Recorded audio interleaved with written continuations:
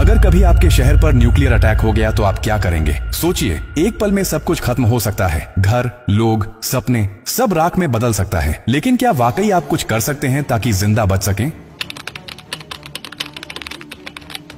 हाँ, अगर आप अभी से तैयार हैं, ये जानकारी जिंदगी और मौत के बीच की दूरी तय कर सकती है। क्योंकि जब एक न्यूक्लियर बम गिरता है तो सिर्फ धमाका ही नहीं होता, उसके बाद शुरू होता है वो खतरनाक खेल जिसे कहते हैं रेडिएशन फॉलआउट। और उसमें जो जिंदा बचता है वो भी धीरे धीरे मरने लगता है। सबसे पहले जानिए कि जैसे ही न्यूक्लियर बम गिरता है, एक तेज सफेद रोशनी आपके सामने आती है। इस रोशनी को देखना मतलब अपनी आंखों की रोशनी खो देना। आप अंधे हो सकते हैं स्थायी रूप से। इसलिए पहला कदम, जैसे ही धमाके की खबर मिले या रोशनी दिखे, तुरंत जमीन पर लेट जाइए, अपनी आंखें और कान बंद कर लीजिए और चेहरे को किसी कपड़े से ढक लीजिए। ये पहली रक्षा है। अब सवाल उठता है कि कहां जाएं? तो याद रखिए, अगर आपके आसपास कोई मेट्रो स्टेशन है, बेसमेंट है, अंडरग्राउंड पार्किंग है, तो वहीं भागिए, क्योंकि जमीन के नीचे रहना न्यूक्लियर फॉलआउट से बचने का सबसे कारगर तरीका है। लेकिन अगर कुछ नहीं है तो अपने घर को ही शेल्टर बनाना पड़ेगा। सारी खिड़कियां, दरवाजे बंद कर दीजिए। हर छोटी छोटी दरार को भी किसी कपड़े, टेप या गत्ते से बंद कीजिए। हवा का एक भी रास्ता नहीं खुला रहना चाहिए। अटैक से पहले या जैसे ही खबर मिले, आपके पास सिर्फ कुछ मिनट होंगे। उसी वक्त पानी भरिए, बाल्टी, बोतल, ड्रम, जो भी है।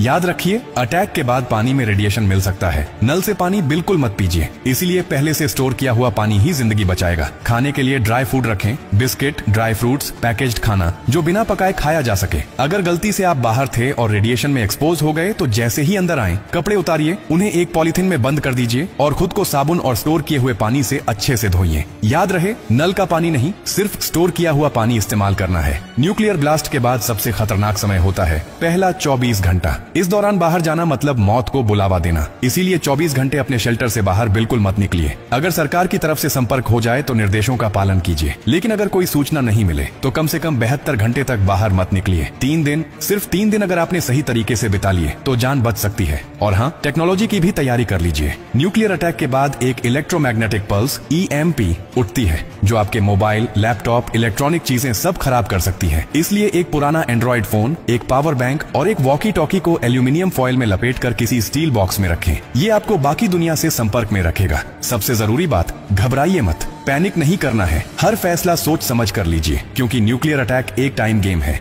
जो जितना शांत रहेगा, उसकी जान बचने के चांस उतने ही ज्यादा होंगे। और याद रखिए, ये जानकारी सिर्फ आपके लिए नहीं, बल्कि आपके परिवार, दोस्तों, पड़ोसियों और पूरे समाज के लिए है। क्या आप अकेले सुरक्षित रहना चाहते हैं? नहीं ना? तो इस जानकारी को हर उस इंसान तक पहुंचाइए जिसकी जिंदगी की आपको परवाह है। हो सकता है आपकी एक शेयर से किसी माँ का बच्चा जिंदा रह जाए, किसी पिता की आखिरी उम्मीद बच जाए, किसी बहन का भाई लौट कर घर आ जाए। और यही तो असली इंसानियत है। और हाँ, जब आप जिंदगी बांट रहे हैं तो एक वादा भी कीजिए। डॉक्टर कार्डियो की हर पोस्ट से कुछ सीखेंगे और दूसरों को भी सिखाएंगे, क्योंकि हमारा मकसद सिर्फ कंटेंट नहीं, आपकी सुरक्षा है, आपकी जिंदगी है।